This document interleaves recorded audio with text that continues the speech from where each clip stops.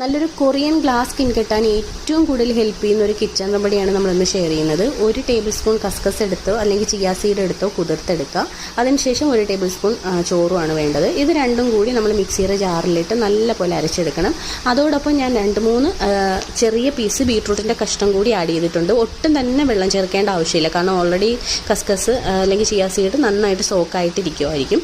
നല്ല പേസ്റ്റാക്കി തന്നെ ഇതിനെ അരച്ചെടുക്കണം കേട്ടോ. അപ്പോൾ അരച്ചിക്കുമ്പോൾ ഈ ഒരു കൺസിസ്റ്റൻസിയിൽ കിട്ടും. മാക്സിമം പേസ്റ്റാക്കി അരച്ചെടുക്കുക.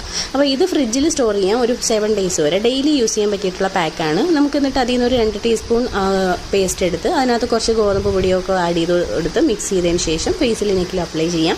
എന്നിട്ട് നമ്മൾ സാധാരണ വെയിറ്റ് ചെയ്യുന്ന പോലെ തന്നെ ഒരു 20 മിനിറ്റ് വെയിറ്റ് ചെയ്യണം. അതിനുശേഷം വേണം വാഷ് ഓഫ് ചെയ്യാനായിട്ട്. ലോങ് ടൈം യൂസ് നമ്മുടെ സ്കിന്നിൽ ഡാർക്ക് സ്പോട്ട്സ് ഒക്കെ കുറച്ച് സ്കിൻ നല്ലപോലെ ഹെൽത്തി ആയിട്ട് കൊണ്ടുവരാനായിട്ട് ഹെൽപ്പ് ചെയ്യും. റിങ്കിൾസ് ഒക്കെ നന്നായിട്ട് മാറും. ലോങ് ടൈം യൂസ് നമ്മുടെ സ്കിൻ നല്ല ഗ്ലോയിങ് ആയിട്ടും നല്ല ഹെൽത്തി ആയിട്ട് ഇരിക്കാനും ഹെൽപ്പ് ചെയ്യും. എല്ലാവരും ഒന്ന് ട്രൈ